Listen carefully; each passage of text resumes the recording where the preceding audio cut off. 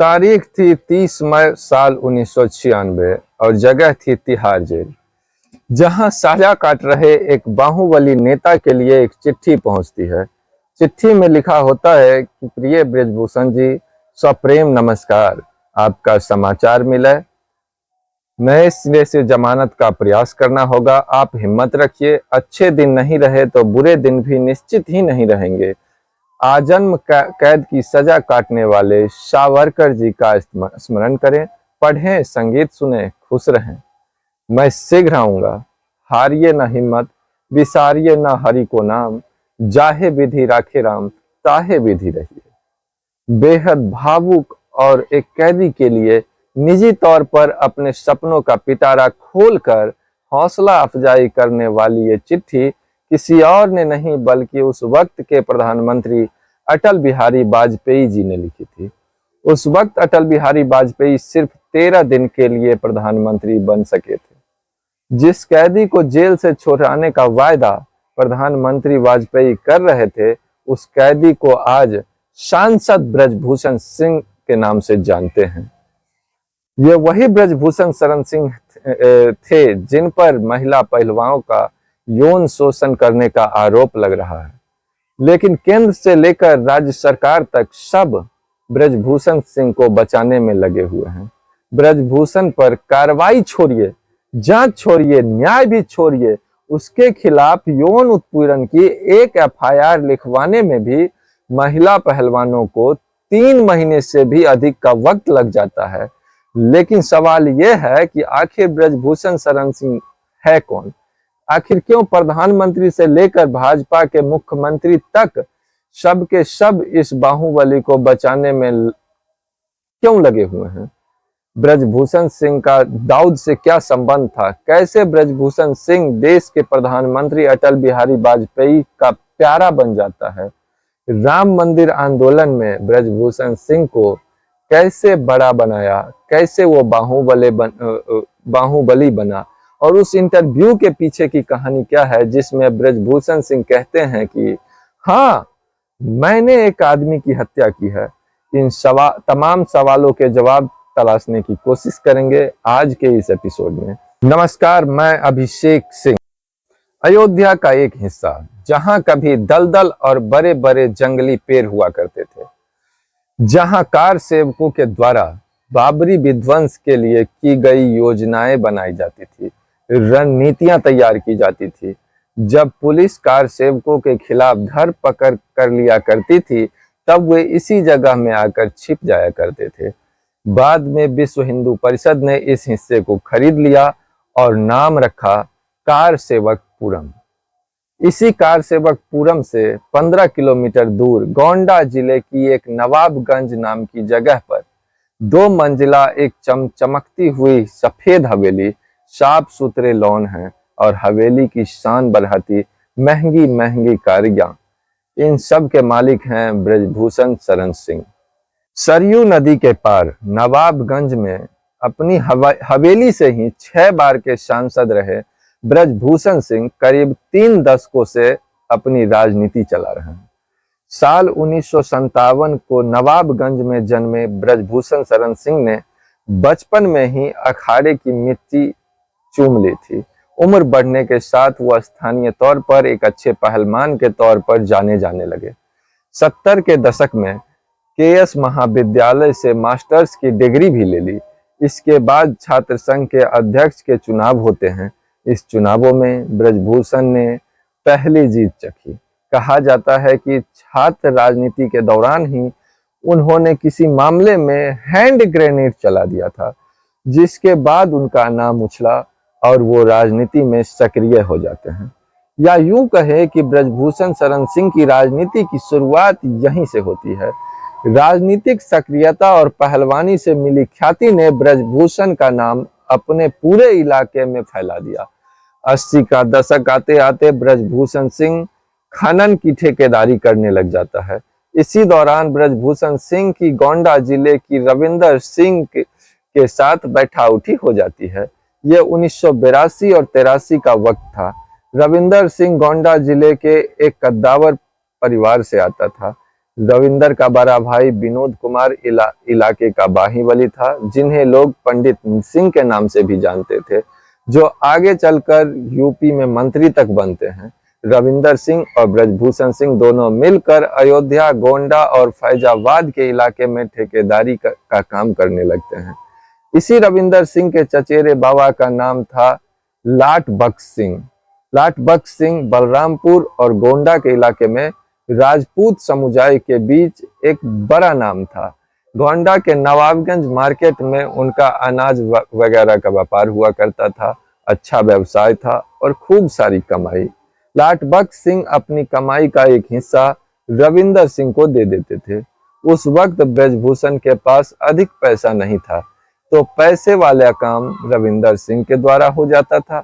इस तरह रविंदर सिंह और ब्रजभूषण की दोस्ती चल निकली और उसका दबदबा इलाके में बढ़ने लगता है। लेकिन इसी बीच फैजाबाद में बस्ती के किंकर सिंह और इन लोगों के बीच में एक टेंडर को लेकर विवाद हो जाता है।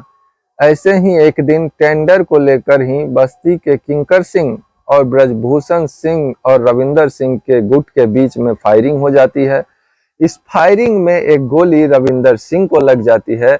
रविंदर सिंह की मौके पर ही मौत हो जाती है।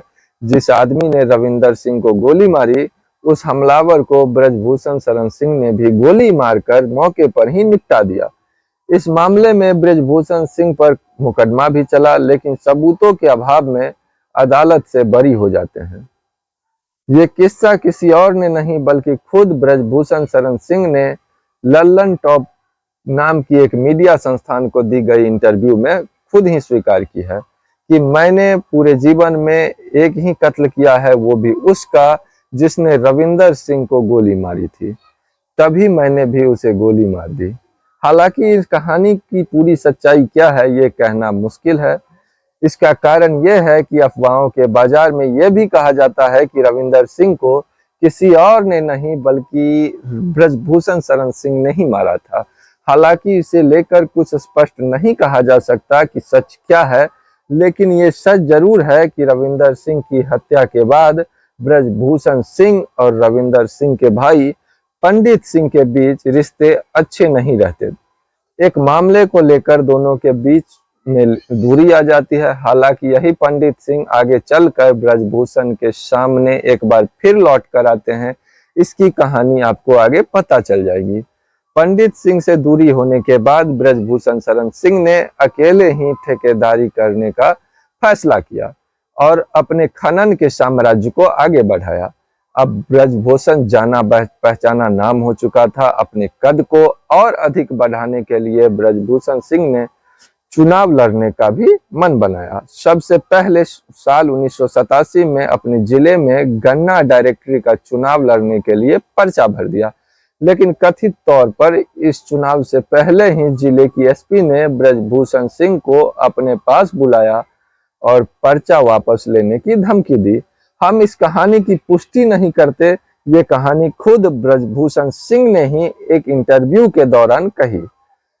ब्रजभूषण सिंह की बात पर ही यकीन करे तो उन्होंने उस वक्त एसपी पर पिस्टल तान दी और बाद में गालियां देते हुए अपने मोटरसाइकिल पर बैठकर वापस चले आए। ब्रजभूषण शरण ने पर्चा वापस नहीं किया और गन्ना डायरेक्टरी का चुनाव जीत लिया, यानी वो गन्ना डायरेक्टरी के चेयरमैन बन गए। इसके बाद हुए लोकसभा चुनाव में ब्रजभूषण सिंह ने जनता दल की मदद की, लेकिन जल्द ही साल 1988 में ब्रजभूषण भाजपा नेताओं के करीब आ जाते हैं। वो अपनी हिंदूवादी नेता वाली छवि गढ़ने की कोशिश करने लगते हैं। भाजपा के करीब आने के बाद ब्रजभूषण सिंह ने 1989 और 90 में पहली बार विधान परिषद यानी कि एमएलसी का चुनाव लड़ा, लेकिन यह चुनाव ब्रजभूषण सिंह 14 वोटों से हार गए।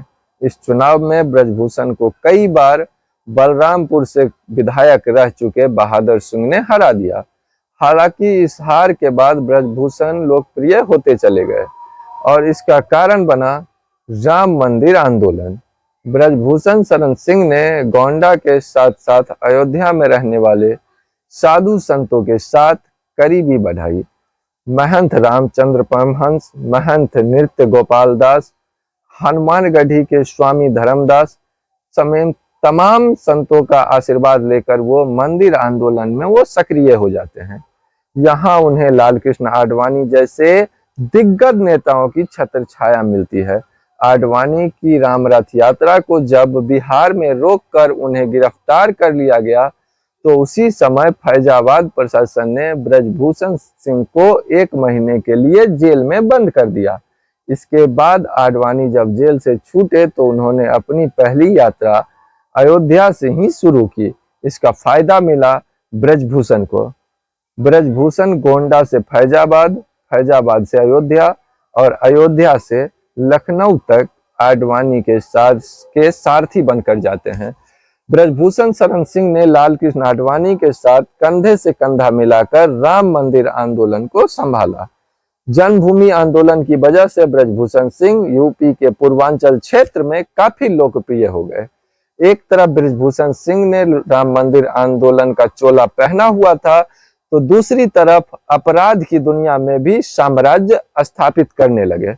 राम मंदिर आंदोलन के समय तक ब्रजभूषण सिंह पर करीब 34 आपराधिक मुकदमे दर्ज हो चुके थे, यानी क्रिमिनल केसेस। इन आपराधिक कर्मों को सिर्फ राम नाम का चोढ़ा चलाकर ही छिपाया जा सकता था और ये बात ब्रजभूषण सिंह अच्छे से समझते थे। अब 1991 के लोकसभा चुनावों का दौर आता है जहां कांग्रेस का चेहरा पीवी नरसिम्हा राव होते हैं तो जनता दल की ओर से लाल कृष्ण आडवाणी। इस चुनाव में ब्रजभूषण सिंह को गोंडा लोकसभा सीट से भाजपा की टिकट मिल जाती है। यह ब्रजभूषण सिंह के लिए पहली बड़ी राजनीतिक एंट्री थी। इस चुनाव में उनके सामने कांग्रेस से कद्दावर नेता आनंद सिंह थे, लेकिन ब्रजभूषण सिंह ने इतने बड़े कद्दावर नेता को भी 1,13,000 वोटों से हरा दिया। एक पहलवान अब सांसद बन चुका था। राम मंदिर आंदोलन के नाम पर धर्म की राजनीति ने भाजपा को भी 35 सीटों से उठाकर 120 सीटों वाली पार्टी बना दिया। हालांकि कांग्रेस को इस चुनाव में 244 सीटें मिली थी, इसलिए कांग्रेस ने केंद्र में सरकार बना ली। इसी साल यानी साल 1991 में ही उत्तर प्रदेश विधानसभा के भी चुनाव होने थे। उस वक्त उत्तराखंड भी उत्तर प्रदेश का हिस्सा था, इसलिए चुनाव 419 विधानसभा सीटों पर हुए। इस चुनाव में भाजपा के सबसे बड़े चेहरे थे कल्याण सिंह और कांग्रेस की ओर से मुख्य चेहरा थे एनडी तिवारी। इस चुनाव में भारतीय जनता पार्टी को 221 सीटें मिली और कांग्रेस 46 सीटों पर ही सिमट जाती है। इस तरह कल्याण सिंह उत्तर प्रदेश के मुख्यमंत्री बन जाते हैं।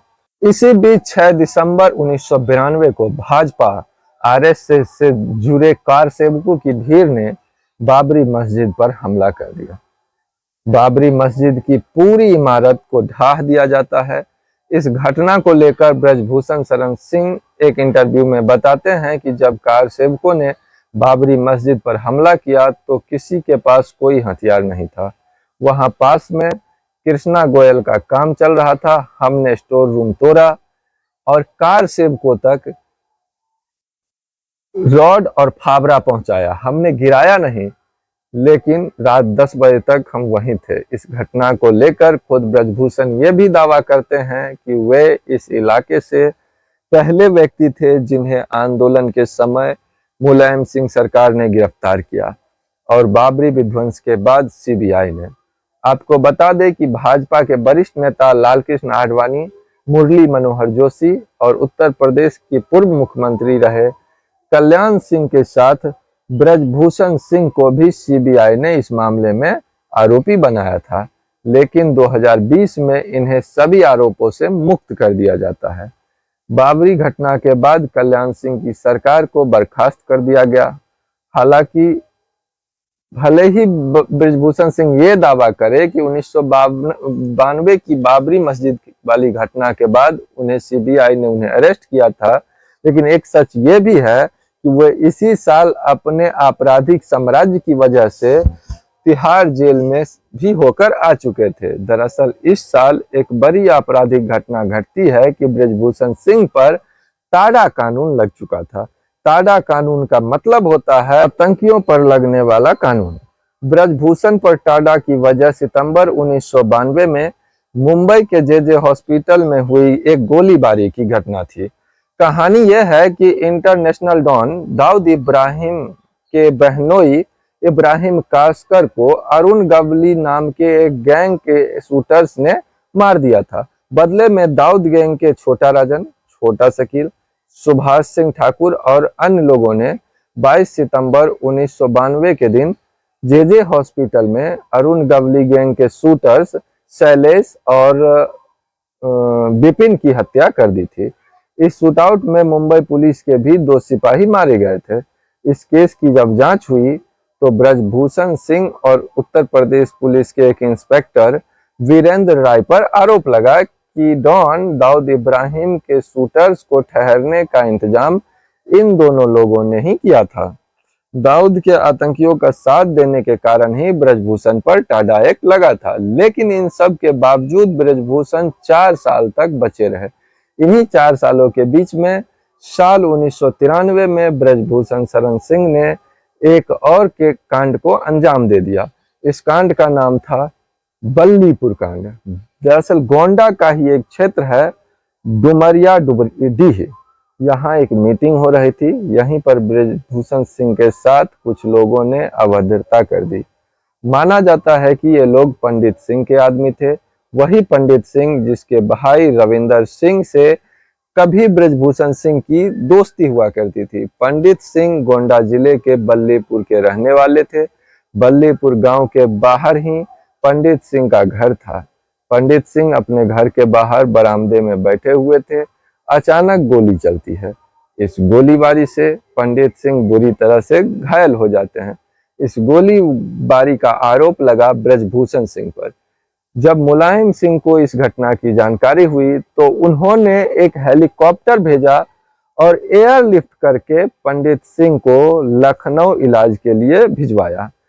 पंडित सिंह के 2 भाई महेश सिंह और नरेंद्र सिंह अभी भी हैं। नरेंद्र सिंह ने इस मामले में ब्रजभूषण सिंह के खिलाफ गवाही दी, लेकिन सबूतों के अभाव में दिल्ली के एक एडिशनल सेशंस जज ने इस केस से ब्रजभूषण सिंह को बरी कर दिया। पहले दाऊद से संबंध, फिर पंडित सिंह पर हमले के आरोप ने ब्रजभूषण सिंह को बहुत बड़ा बना दिया। लेकिन कानून का हाथ अब ब्रजभूषण शरण के गले तक पहुंच चुका था। दाऊद को मदद पहुंचाने वाले मामले में 3 साल के बाद यानी साल 1996 में ब्रजभूषण को गिरफ्तार कर तिहाड़ जेल भेज दिया जाता है। इसी साल लोकसभा चुनाव होने थे, लेकिन क्योंकि ब्रजभूषण टाडा में दोषी थे इसीलिए उन्हें टिकट नहीं मिल सकती थी। लेकिन बाहुबली छवि के कारण उनका रसूख जिंदा था और इसी का फायदा उठाते हुए भाजपा ने ब्रजभूषण की पत्नी कीर्तकी देवी को गोंडा से मैदान में उतार दिया। इस चुनाव में कीर्तकी ने कांग्रेस के आनंद सिंह को 80,000 वोटों के बड़े अंतर से हटाकर सबको चौंका दिया। यहीं से भाजपा को अंदाजा हो चुका था कि पार्टी के सबसे बड़े नेता अटल बिहारी वाजपेयी की सीट यानी बलरामपुर लोकसभा सीट को अगर वापस लाना है तो ब्रजभूषण शरण सिंह को जेल से बाहर लाना पड़ेगा। यहाँ आपको बताते चले कि 1957 में अटल बिहारी वाजपेयी पहली बार यूपी के बलरामपुर से ही सांसद चुने गए थे। इधर साल 1996 के लोकसभा चुनाव के वक्त ब्रजभूषण सिंह जेल में थे। दूसरी तरफ उनकी पत्नी गोंडा जिले से चुनाव जीत जाती है। तीसरी तरफ इस लोकसभा चुनाव में भाजपा की तकदीर बदल गई। भाजपा 161 सीटों के साथ सबसे बड़ी पार्टी बन जाती है। वहीं कांग्रेस को मात्र 146 सीटें मिलती है। लेकिन कोई भी पार्टी बहुमत के आसपास भी नहीं थी। किसी भी तरह 16 मई 1996 के दिन अटल बिहारी वाजपेयी ने पहली बार प्रधानमंत्री पद की शपथ ली। हालांकि उनकी सरकार मात्र 16 दिन ही चल सकी। 1 जून 1996 के दिन ही वाजपेयी को लोकसभा में बहुमत साबित न कर पाने के कारण इस्तीफा देना पड़ा। लेकिन अपने इस्तीफे से पहले नहीं वाजपेयी ने 30 मई 1996 के दिन ब्रजभूषण सिंह के नाम तिहाड़ जेल में ही एक पत्र भेज दिया और आश्वस्त किया कि वो जल्द उन्हें रिहा कराने की कोशिश करेंगे। हालांकि एक दिन बाद ही वाजपेयी की सरकार गिर गई। वाजपेयी के बाद जनता दल के नेता एच.डी. देवगौड़ा ने प्रधानमंत्री पद की शपथ ली, लेकिन देवगौड़ा की शपथ भी मात्र 324 दिन तक ही चल सकी। इसके बाद इंद्र कुमार गुजराल भारत के नए प्रधानमंत्री बने, लेकिन गुजराल के नेतृत्व वाले जनता दल की यह सरकार मात्र 332 दिन तक ही चल सकी। अंत में राष्ट्रपति के नारायणन ने दोबारा से लोकसभा चुनाव कराने का घोषणा किया ताकि देश में एक अस्थायी सरकार बन सके। साल 1998 में हुए लोकसभा चुनाव भी साल 1996 की लोकसभा चुनावों की तरह ही साबित हुए। इस चुनावों में भी किसी भी पार्टी को स्पष्ट बहुमत नहीं मिला। इस चुनाव में भाजपा का ग्राफ 161 लोकसभा सीटों से उठकर 182 सीटों पर पहुंच जाता है। वहीं कांग्रेस को पहले की तरह ही सीट मिली। पहले 146 सीट मिली थी, इस बार 141 सीटें मिली। किसी भी पार्टी को इतनी सीटें नहीं मिल सकी कि सरकार बना सके, लेकिन किसी भी तरह गुनागणित करके 19 मार्च 1998 में अटल बिहारी वाजपेयी ने प्रधानमंत्री पद की शपथ लेने में सफल रहे। हालांकि इस बार भी वे मात्र 13 महीने ही सरकार चला सके, लेकिन ये 13 महीने ब्रजभूषण सिंह के लिए अमृत की तरह साबित हुए। टाडा कानून के तहत बंद ब्रजभूषण को वाजपेयी की सरकार ने तिहाड़ जेल से रिहा करा दिया। चूंकि अटल बिहारी वाजपेयी प्रधानमंत्री थे, इसीलिए सीबीआई ने भी अपनी जांच में ब्रजभूषण शरण सिंह को क्लीन चिट दे दी। इसीलिए ब्रजभूषण सिंह कोर्ट से भी बाइज्जत रिहा कर दिए जाते हैं। वाजपेयी माफिया ब्रजभूषण का उपयोग बलरामपुर सीट को जीतने के लिए करना चाहते थे। इसका कारण यह था कि इस सीट को पिछले 2 बार से समाजवादी पार्टी जीतती आ रही थी और भाजपा को यह सीट किसी भी हालत में जीतनी थी। इसीलिए ब्रजभूषण सिंह को तिहाड़ से जल्द रिहा करवाया गया, बल्कि उस पर आतंकवाद के जो आरोप थे उसे भी क्लीन चिट दे दिया गया। क्योंकि साल 1998 के लोकसभा चुनाव में किसी भी पार्टी को स्पष्ट बहुमत नहीं मिला था, इसीलिए 13 महीने के बाद वाजपेयी की सरकार गिरने के बाद साल 1999 की लोकसभा चुनाव में भाजपा ब्रजभूषण शरण सिंह को बलरामपुर सीट से प्रत्याशी बनाया था। इस चुनाव में ब्रजभूषण सिंह ने 2 बार से बलरामपुर के सीट से जीतते आ रहे सपा के बाहुबली नेता रिजवान अहीर को पटखनी देकर अपना लोहा मनवा लिया। इसी बीच साल 2004 में मायावती ने गोंडा का नाम बदलकर लोकनायक जयप्रकाश नारायण नगर रखने की घोषणा कर दी, लेकिन ब्रजभूषण ने भारी जन सैलाब के बीच उनका विरोध किया। तत्काल उसी सभा में मुख्यमंत्री मायावती से अपना विरोध दर्ज कराते हुए ब्रजभूषण सिंह ने एक जन आंदोलन तैयार कर लिया। यह मामला उस वक्त के प्रधानमंत्री अटल बिहारी वाजपेयी तक पहुंचा। तब ब्रजभूषण सिंह की अपील पर प्रधानमंत्री अटल ने मायावती को घोषणा वापस लेने के लिए कहा। आखिरकार ब्रजभूषण सिंह के आंदोलन के दबाव में गोंडा का नाम नहीं बदला गया। इस बीच साल 2004 में एक बार फिर लोकसभा चुनावों का ऐलान कर दिया गया। इस बार भाजपा ने गोंडा लोकसभा सीट से पूर्व मंत्री रहे घनश्याम शुक्ला को टिकट दे दिया और ब्रजभूषण सिंह को बलरामपुर सीट से उतारा, जबकि ब्रजभूषण सिंह की नजर गोंडा लोकसभा पर थी, जो कि उनका गृह जिला था। इस चुनाव में भी ब्रजभूषण के करीब 52,000 वोटों से जीत दर्ज हुई, लेकिन वोटिंग से एक दिन पहले ही 26 अप्रैल 2004 के दिन घनश्याम शुक्ला की एक रोड एक्सीडेंट में मौत हो जाती है। घनश्याम शुक्ला की पत्नी नंदिता शुक्ला ने उस वक्त के प्रधानमंत्री वाजपेयी को पत्र लिखकर कहा कि यह रोड एक्सीडेंट नहीं, एक हत्या है, इसीलिए इस हत्या की जांच होनी चाहिए। घनश्याम शुक्ला की मौत का मामला ही बाद में भाजपा और ब्रजभूषण के बीच टकराव का मामला बनता है। एक वेबसाइट को दिए इंटरव्यू में खुद ब्रजभूषण सिंह कहते हैं कि मेरी विरोधी ये अफवाह फैलाते हैं कि ये रोड एक्सीडेंट नहीं है, बल्कि यह एक मर्डर था। खुद अटल जी ने मुझसे कहा मरवा दिया, मतलब कि वाजपेयी ने भी ब्रजभूषण पर घनश्याम शुक्ला की मौत के लिए उसे ही जिम्मेदार माना था। उस वेबसाइट से बात करते हुए ब्रजभूषण सिंह आगे कहते हैं कि उसी दिन से मेरे और भाजपा के बीच मतभेद शुरू हो गए। घनश्याम शुक्ला की मौत के बाद भी ब्रजभूषण सिंह भाजपा में बने रहे। उस वक्त भाजपा विपक्ष में थी और कांग्रेस गठबंधन की सरकार चला रही थी। इसी बीच कुछ वामपंथी पार्टियों ने भारत और अमेरिका के बीच हो रही न्यूक्लियर डील का विरोध करते हुए कांग्रेस सरकार से अपना समर्थन वापस ले लिया। अब मनमोहन सरकार को लोकसभा में ये दिखाना था कि उसके पास कितने सांसदों का समर्थन है और कितनों के नहीं। इसलिए कांग्रेस को एक एक सांसदों के वोट की जरूरत थी। भाजपा सांसद होने के नाते ब्रजभूषण सिंह को मनमोहन सिंह के सरकार के खिलाफ वोट करनी थी, लेकिन ब्रजभूषण सिंह ने ऐसा नहीं किया बल्कि क्रॉस वोटिंग कर दी, यानी मनमोहन सिंह के सरकार के समर्थन में वोटिंग कर दिया। इस कारण भाजपा ने ऐसे ही अन्य 7 और सांसदों के साथ ब्रजभूषण सिंह को पार्टी से निकाल दिया। भाजपा छोड़ने के बाद ब्रजभूषण सिंह ने जुलाई 2008 में ही समाजवादी पार्टी का दामन थाम लिया। अगले साल 2009 में फिर लोकसभा चुनाव होते हैं। इस लोकसभा चुनाव में समाजवादी पार्टी ने ब्रजभूषण सिंह को गोंडा जिले के बगल वाले केसरगंज लोकसभा सीट से टिकट दे दी। ब्रजभूषण सिंह की पार्टी भले ही बदल गई थी, लेकिन ब्रजभूषण सिंह का सियासी कद और बाहुबल का असर कम नहीं हुआ था। इस चुनाव में भी ब्रजभूषण सिंह ने 63,000 वोटों से जीत दर्ज कराई।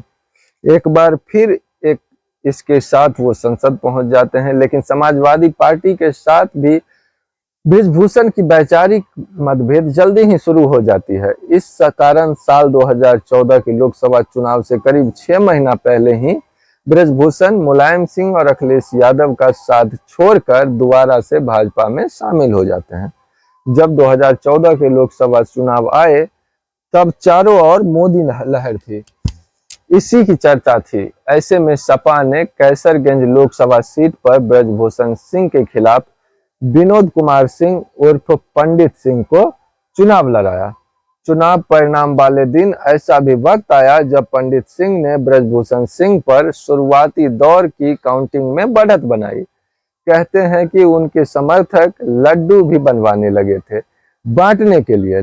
पंडित को 3 लाख से ज्यादा वोट हासिल हुए, लेकिन वो ब्रजभूषण शरण सिंह को हरा नहीं पाए। इस चुनाव में भी ब्रजभूषण सिंह करीब 78,000 वोटों से चुनाव जीत गए। इसके बाद 5 साल बाद फिर 2019 के लोकसभा चुनाव होते हैं। यहाँ भी ब्रजभूषण शरण सिंह को भाजपा टिकट देती है कैसरगंज की सीट से। यहाँ पर एक बार फिर 2,62,000 वोटों से ब्रजभूषण सिंह चुनाव जीत जाते हैं। इस तरह साल 2023 तक ब्रजभूषण शरण सिंह लगातार कुल 6 बार सांसद बन चुके हैं। लेकिन इस संसदीय सफर के साथ साथ ब्रजभूषण का कारोबार कुश्ती संघ के साथ भी चलता रहा, जिसके वो वर्तमान में अध्यक्ष हैं। बात है साल 2011 की। कुश्ती महासंघ के अध्यक्ष थे सत्ताधारी पार्टी के यानी कांग्रेस के नेता दीपेंद्र हुड्डा। इसी साल कुश्ती महासंघ का चुनाव हुआ और इस चुनाव में ब्रजभूषण सिंह दीपेंद्र हुड्डा के सामने खड़े हो जाते हैं। इस चुनाव में भी ब्रजभूषण सिंह ने जीत हासिल कर ली। कुश्ती महासंघ के इस चुनाव में दिल्ली में काफी मारपीट हुई। तब कांग्रेस की सरकार थी, बावजूद इसके ब्रजभूषण ने अपने बाहुबल के दम पर दीपेंद्र हुड्डा को चुनाव हरा दिया। इसके बाद से अब तक ब्रजभूषण सिंह लगातार 3 बार से कुश्ती महासंघ के अध्यक्ष हैं। इसी अध्यक्ष पद पर रहते हुए ब्रजभूषण शरण सिंह खूब विवादों में भी घिरे रहे। जैसे दिसंबर 2021 में रांची के खेलगांव में शहीद गणपत राय इंडोर स्टेडियम में अंडर 15 राष्ट्रीय कुश्ती चैंपियनशिप प्रतियोगिता आयोजित की जा रही थी। यहाँ पर ब्रजभूषण शरण सिंह भी मौजूद थे। यूपी का रहने वाला एक युवा पहलवान इस चैंपियनशिप में हिस्सा लेने जाता है, लेकिन उसकी उम्र 15 साल से ज्यादा होने की वजह से तकनीकी कारणों से उन्हें डिस्क्वालीफाई कर दिया जाता है। इस प्रतियोगिता के पहले दिन जब कुश्ती महासंघ के अध्यक्ष ब्रजभूषण शरण सिंह स्टेज पर मौजूद थे तो ये खिलाड़ी स्टेज पर चढ़ गया और वो रिंग में उतरने की मांग करने लगा। पहलवान ने जब बार बार अपनी बात कहनी चाहिए तो भाजपा सांसद अपना आपा खो बैठे और स्टेज पर ही पहलवान को दनादन थप्पड़ जड़ दिया। कुश्ती संघ के दूसरे सदस्यों ने जब ये देखा तो तत्काल उस खिलाड़ी को स्टेज से दूर ले गए और सांसद जी को शांत कर बिठाया। इस घटना का पूरा वीडियो सोशल मीडिया पर भी खूब वायरल हुआ, जिसके बाद पूरे देश के खिलाड़ियों ने ब्रजभूषण शरण सिंह से माफी की मांग करने लगे। हालांकि तब भी उनके रुतबे ने उन्हें झुकने की इजाजत नहीं दी, लेकिन इस बार ब्रजभूषण सिंह के खिलाफ जिस मामले में आवाज उठाई जा रही है वो बेहद संगीन है, यानी मामला यौन उत्पीड़न से जुड़ा हुआ है। ब्रजभूषण शरण सिंह पर महिला पहलवानों की यौन शोषण का गंभीर आरोप लगाते हुए कुछ पहलवान खिलाड़ियों ने ब्रजभूषण शरण के इस्तीफे की मांग की। इसी कड़ी में 18 जनवरी 2023 के दिन महिला पहलवान विनेश फोगाट, साक्षी मलिक और बजरंग पूनिया ने जंतर मंतर पर प्रदर्शन करना शुरू कर दिया। महिला पहलवान विनेश फोगाट ने कहा कि कोच महिलाओं को परेशान कर रहे हैं और फेडरेशन के कुछ चहीते कोच तो महिला कोचों के साथ भी अभद्रता करते हैं। भारतीय कुश्ती महासंघ के अध्यक्ष ने कई लड़कियों के साथ यौन उत्पीड़न किया है। ये हमारे निजी जिंदगी में दखल देते हैं। एक ऐसा भी दौर आया था जब इतना मेंटल टॉर्चर हुआ था कि मैं खुदकुशी करने के लिए सोच रही थी। इस बयान के अगले दिन यानी 19 जनवरी को खेल मंत्री अनुराग ठाकुर ने रेसलर्स के साथ बातचीत की। उन्हें ब्रजभूषण के जवाब का इंतजार करने के लिए कहा जाता रहा। 21 जनवरी 2023 के दिन भारतीय ओलंपिक एसोसिएशन ने एक जांच कमेटी बना दी। इसी दिन अनुराग ठाकुर ने रेसलर्स के साथ एक लंबी मीटिंग की और इस तरह पहलवानों का यह पहला धरना समाप्त हो जाता है। लेकिन इन 3 महीनों में जांच कमेटी का कुछ भी ठोस काम सामने नहीं आया। ये बस एक खाना पूर्ति साबित हुई। इस कारण 21 अप्रैल 2023 के दिन यह महिला पहलवान कनॉट प्लेस थाने में ब्रजभूषण सिंह के खिलाफ शिकायत करने के लिए पहुंचती है, लेकिन पुलिस ने एफआईआर तक दर्ज नहीं की। इसके बाद 23 अप्रैल 2023 के दिन विनेश फोगाट, साक्षी मलिक और बजरंग पूनिया ने जंतर मंतर पर फिर से धरना प्रदर्शन करना शुरू कर दिया। साथ ही आरोप लगाया कि 3 महीने बीत गए लेकिन कोई हल नहीं निकला, कोई न्याय नहीं मिला। महिला पहलवान अपने और अपने साथियों के साथ हुई यौन उत्पीड़न की शिकायत लेकर धरना देती रही। चारों तरफ एक ही सवाल उठता रहा कि आखिर क्या कारण है कि ब्रजभूषण सिंह की गिरफ्तारी तो छोड़िए, एफआईआर तक दर्ज नहीं की जा रही है। अंततः सरकार को महिला पहलवानों को मिल रही सहानुभूति और जन समर्थन के दबाव में झुकना पड़ता है और 28 अप्रैल के दिन दिल्ली पुलिस ने ब्रजभूषण सिंह के खिलाफ 2 एफआईआर दर्ज किए। एक एफआईआर में उनके खिलाफ पोस्को कानून भी लगाया जाता है, जो कि नाबालिग लड़कियों के साथ यौन उत्पीड़न करने के आरोपों में लगाया जाता है। पोस्को लगने के बाद आमतौर पर आरोपी को तुरंत अरेस्ट कर दिया जाता है, लेकिन इस एफआईआर के बावजूद ब्रजभूषण सिंह को दिल्ली पुलिस ने अरेस्ट नहीं किया, सिर्फ एफआईआर कर दिया। इतना सब कुछ होने के बाद भी सवाल खड़े होते हैं कि आखिर ब्रजभूषण सिंह में ऐसा क्या है कि उन पर महिलाओं के यौन उत्पीड़न के गंभीर आरोप लगने के बाद भी भाजपा सरकार उन्हें खुलेआम बचा रही है और कोई कानूनी कार्रवाई नहीं की जा रही है। बहरहाल ये कहानी थी ब्रजभूषण शरण सिंह की, उनके वर्चस्व की। अगर आप पहली बार इस चैनल पर आए हैं तो इस चैनल को सब्सक्राइब कर दीजिए, वीडियो को लाइक कर दीजिए, कमेंट कर दीजिए, क्योंकि इससे हमारी वीडियो को अधिक से अधिक लोगों तक पहुंचने में मदद मिलती है। फिर कोई नई कहानी लेकर लौटूंगा, जल्द लौटूंगा। तब तक के लिए नमस्कार।